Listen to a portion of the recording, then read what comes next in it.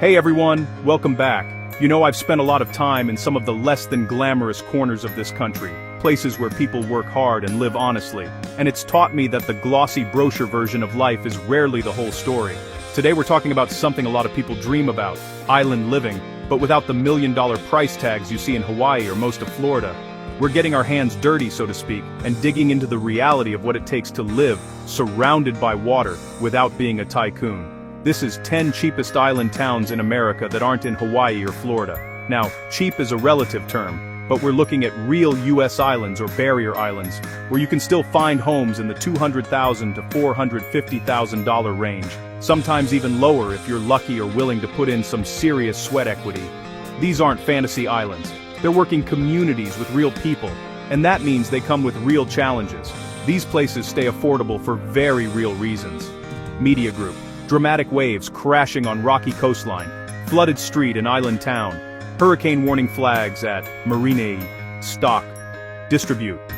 Equally, weather risks that can turn your life upside down, isolation that tests your patience, limited jobs, economies that boom and bust with the seasons, or just being a long, long way from the nearest big city. So, here's some unsolicited but hard-earned advice. If you've got remote work, a steady retirement income, or you genuinely don't mind a slower, more deliberate pace of life, some of these might actually work for you.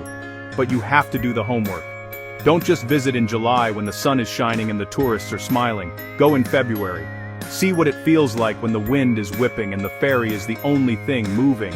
Check the flood maps like your life depends on it, because it might. And for the love of all that is holy, get actual, binding insurance quotes before you even think about falling in love with a charming little cottage by the sea. The romance fades fast when the premium notice arrives. Let's count them down, starting at number 10. Kicking things off in the Pacific Northwest, we land on Whidbey Island, Washington. This isn't your tropical paradise, it's a different kind of island life altogether. It's a big, sprawling island in the Puget Sound, connected to the mainland by a pretty dramatic bridge on one end, and a ferry on the other. You can get here from Seattle in about an hour or two, depending on traffic and which route you take. The landscape is pure Pacific Northwest, dense evergreen forests, rocky beaches littered with driftwood, and moody gray skies that make the sunny days feel like a gift. Homes here, especially in towns like Oak Harbor or Coupeville, can still be found in the low to mid 400,000s, which is a bargain considering its proximity to one of the country's most expensive cities. The upside is a strong sense of community, especially in the smaller towns. There's a real connection to nature here. People hike, they kayak, they watch for whales. There's a big naval air station in Oak Harbor, which brings a steady, non-tourist economy and a lot of patriotic folks. The downside? Well, it's the Pacific Northwest. It rains. A lot. The job market outside of the naval base or commuting to the mainland is pretty limited, so having a remote job or a pension is almost a prerequisite. It's a place for people who find beauty in the mist and don't need constant sunshine to be happy. It's a working island, not a resort. Staying in Washington but heading further out into the Salish Sea, we come to San Juan Island, and specifically its main town, Friday Harbor. This is a step up in terms of isolation. You can't just drive here, it's a ferry ride or a small plane, period. That fact alone shapes everything about life here. Friday Harbor is a classic walkable seaport town. You can step off the ferry and be at a coffee shop, a bookstore, or a pub in about 2 minutes. The whole place feels like it's built around the rhythm of the boats coming and going. It's more expensive than Whidbey, but you can still occasionally find smaller condos or homes on the outskirts of town, starting in the mid-400s, though you have to be watching the market like a hawk. The big draw is the incredible nature. This is one of the best places in the world to see orca whales, and the whole economy buzzes around that. The food scene is surprisingly robust for such a small place, with a focus on local seafood and farm-to-table stuff. It's a tight-knit community where people know their neighbors. The trade-off is significant though. That ferry-dependent life means you plan your trips to the mainland with military precision. Everything is more expensive because it has to be shipped in. And while it's beautiful, the cost of living, groceries, gas, services, is high. It's a place for people who are willing to pay a premium, both in money and convenience, for a front-row seat to some of the most spectacular wildlife in the country. Alright, let's head way south to the Gulf of Mexico, to South Padre Island, Texas. This place is a whole different animal. We're talking about a long, skinny barrier island known for two things: beautiful beaches and spring break. The vibe here is laid back, sun-drenched and unapologetically tourist-focused. The big advantage is affordability, especially if you're looking at condos. You can find 1 or 2 bedroom condos, sometimes with a Gulf view, starting in the 200,000s. Single-family homes are more, but still a fraction of what you'd pay in Florida for similar proximity to the water. It's a place where you can live in flip-flops year-round. The pros are pretty clear. You've got warm weather most of the year, world-class fishing, and miles of white sand beaches. Plus, it's Texas, which means no state income tax, a fact that attracts a lot of retirees and remote workers looking to stretch their dollars. The cons, however, are just as stark. First, hurricanes are not an abstract concept here. They are a recurring, life-altering threat. Insurance is expensive and getting harder to find, and that tourist economy means for a few weeks a year, especially during spring break, your quiet beach town turns into a massive, loud party. If you can handle the hurricane risk and the seasonal chaos, it offers a surprisingly affordable way to live on the water. Just up the coast from South Padre is its slightly older, more reserved cousin, Port Aransas, on the northern end of Mustang Island. Port A, as the locals call it, has a different feel. It's less about high-rise condos and more about a classic, funky beach town vibe. Think colorful cottages, small, locally owned restaurants, and a community that's deeply connected to fishing and the sea. You drive your car right onto the beach here. Home prices are a bit higher than South Padre for single-family houses, often starting in the high 300,000s and going up, but the trade-off is a more year-round, community-oriented atmosphere. This place is a fisherman's paradise, plain and simple. Whether you're casting off a jetty or chartering a deep-sea boat, it's the main pastime. The community is resilient and has a ton of local pride, but that resilience has been tested, and this is the big, unavoidable con Hurricane Harvey in 2017. The storm devastated Port Aransas, and the town is still living with the scars and the lessons learned. The risk is very, very real. Building codes are stricter, insurance is a nightmare, and every summer, people watch the tropics with a knot in their stomach. It's a town for people who love the water, love to fish, and have the grit to rebuild when nature throws its worst at them. Heading east along the Gulf Coast, we arrive at Dauphin Island, Alabama. If Port Aransas is funky and South Padre is a party, Dauphin Island is quiet, very quiet. This is a barrier island at the mouth of Mobile Bay, and it proudly calls itself the Sunset Capital of Alabama. It's a place defined by what it doesn't have. No traffic lights, no big box stores, no high-rise condos. It's mostly residential homes, many of them on stilts with a focus on birding, fishing, and just sitting on the porch watching the pelicans fly by.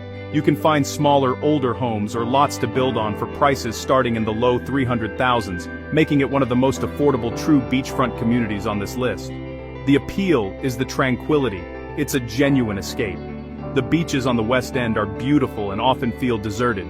The Dauphin Island Sea Lab and a historic fort provide some structure, but for the most part, life is slow. The massive, glaring con is its extreme vulnerability. The island is low-lying and has been battered by hurricanes time and time again. The main road has washed out, parts of the island have been completely submerged. It's considered one of the most at-risk coastal communities in the country. Living here requires a deep acceptance of risk and a good evacuation plan. It's for the true minimalist who wants peace and quiet and is willing to gamble against Mother Nature to get it. Now we move to the Atlantic coast and a place with a bit more energy. Tybee Island, Georgia. This is Savannah's beach town, just a 20-minute drive from the city's historic downtown. That proximity to a major cultural and economic hub is its defining feature. Tybee has its own quirky, laid-back charm, with a mix of historic cottages and newer beach houses. It's got a classic pier, a lighthouse, and a main drag with t-shirt shops and bars. It's more developed than some of the other islands on this list, and prices reflect that. Finding something under $450,000 is getting tough, but smaller condos or cottages needing work still pop up. The big pro is that you get island life without total isolation. You can work in Savannah, enjoy its world-class restaurants and history, and then retreat to the beach at the end of the day. Tybee has a fun, festive atmosphere with events like the annual Pirate Fest. The cons are what you'd expect from a popular, accessible beach town. It gets crowded, especially on summer weekends. Traffic on and off the island can be a headache. And like everywhere on this list, it's low-lying and faces a significant flood risk from hurricanes and even king tides. You're trading the quiet isolation of a place like Dauphin Island for more amenities, but also more people and higher costs. For our next stop, we head to the Outer Banks of North Carolina to a place that truly embodies the word remote Ocracoke Island. You can only get here by ferry, not a quick shuttle, but a long, scenic ride across the Pamlico Sound. There are no bridges. This isolation preserves a unique culture and a slow, deliberate way of life. The village is a small cluster of houses, shops, and restaurants nestled around a picturesque harbor called Silver Lake. The rest of the island is almost entirely undeveloped national seashore. Homes here are not cheap, but you can find properties in the 400,000s, especially if you look for something smaller and older. The reward for that long ferry ride is a sense of escape that's hard to find anywhere else. The beaches are wild, windswept, and often empty. The village is walkable and bikeable, and the whole island runs on its own time, which locals call Ocracoke time. It's a place to disconnect. The downside is that same isolation. A trip to a big box store is an all-day affair, and the island is essentially a sandbar in the Atlantic, making it incredibly vulnerable to hurricanes. Hurricane Dorian in 2019 caused catastrophic flooding that reshaped the community. Living here means being completely at the mercy of the weather and the ferry schedule. It's for the self-reliant soul who wants to leave the mainland far, far behind. We're heading back to Texas, but to a very different part of the Padre Island complex than South Padre. This is North Padre Island, specifically the area near the Padre Island National Seashore. While technically part of the city of Corpus Christi, this section of the island feels a world away. It's less about tourism and more about a suburban-style community that happens to be on a barrier island, pressed right up against the longest stretch of undeveloped barrier island in the world. Here, you can find 3-bedroom houses, often with boat slips on the canal side, starting in the high 300,000s and low 400,000s. The major advantage is access to nature. You can be on a pristine, protected beach in minutes, watching sea turtle hatchling releases or just enjoying the solitude. It's a residential community with schools, parks, and grocery stores, so it feels more normal than a pure resort town. The cons are tied to that same location. Services can be limited compared to the mainland. The summer heat and humidity are intense and relentless, and just like every other spot on the Gulf Coast, the threat of hurricanes is a constant. It's a compromise. You get suburban convenience and affordability, but with the wildness of a national park at your back door and the ever-present risk of a major storm. Back to Georgia's coast, we find St. Simon's Island, the largest of the Golden Isles. This place feels a bit more upscale and established than its neighbor Tybee. It's known for its avenues lined with ancient moss-draped live oaks, creating a canopy that gives the island a timeless, historic feel. It's a larger island with distinct neighborhoods, a bustling pier village area, and a more substantial year-round population. While there are plenty of multi-million-dollar homes, you can still find condos and smaller, older houses in less prime spots starting in the low 400,000s, though they are getting harder to come by. It's on the upper end of our affordable scale. The pros are numerous. The island is beautiful with a great mix of beaches, marshes, and historic sites. The dining scene is excellent. There are miles of bike paths and the community is active and engaged. It feels less like a tourist trap and more like a proper town that happens to be on an island. The cons are directly related to its popularity. Costs are rising steadily as more people discover it. Traffic can be a real problem, especially during peak season, as everyone funnels over the one causeway. And while it feels more sheltered than some of the barrier islands, it's still a low-lying coastal area with significant flood and hurricane risk. It's for someone who wants an island lifestyle, with more polish and amenities, and is willing to pay for it. Alright, so I know the title said not in Florida, but stick with me. We're including our number 1 pick, Amelia Island, because it doesn't like the Florida most people picture. We're not talking about Miami or the Keys. This is the northernmost barrier island on Florida's Atlantic coast, and its main town, Fernandina Beach. has a historic Victorian character that feels more like Georgia or the Carolinas. It's a real working town with a shrimping fleet and a history that predates the United States. And, while prices are on the rise, it remains one of the last places in Florida where you can find a home on an island in the 400,000s without it being a total gut job. It's the exception that proves the rule. The appeal is that you get the best of both worlds. You get the Florida benefit of no state income tax, but you also get 4 distinct seasons. Well, a Florida version of them. The community is strong, the historic downtown is charming and full of great shops and restaurants, and the beaches are beautiful and less crowded than those further south. The cons are, you guessed it, the same ones we've been talking about. Hurricane risk is a serious consideration, and insurance costs reflect that. And its secret is getting out, so the tourist seasons are getting longer and the traffic is getting heavier. It's a place that offers a unique blend of southern charm, Florida tax benefits, and genuine island life, but you have to be willing to accept the risks and the growing crowds that come with it. There you have it, 10 island towns where you can still get a piece of waterfront or near waterfront living without spending 7 figures. From the misty shores of Washington to the sun-baked coast of Texas, these are real places, with real jobs and real challenges. It's a good reminder that affordable and easy are 2 different things. A lower price tag on a house usually means a higher price tag somewhere else, in insurance, in inconvenience, in risk. But that's the trade-off, isn't it? That's the work. None of them are perfect secret paradises, because those don't exist at these prices.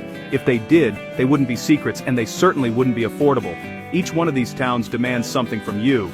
Patience with the ferry, respect for the weather, a willingness to live with fewer choices, or the grit to deal with a town full of tourists for 3 months a year. These aren't places you move to on a whim. They're places you move to with your eyes wide open, fully aware of the bargain you're striking with nature and logistics. But if you do your homework, if you have a reliable income that isn't tied to the local, often fickle economy, and if you are genuinely okay with the trade-offs, then real island life is still possible in the US. It's not a fantasy, but it's a job. A dirty job in some ways. So, which one surprised you the most? Did we miss one you think belongs on the list? Drop it in the comments, and if you want more lists like this, maybe affordable lake towns or mountain escapes, let me know. I'm always looking for an excuse to explore the corners of this country, where people are still making it work. Thanks for watching, stay realistic out there, and I'll see you in the next one.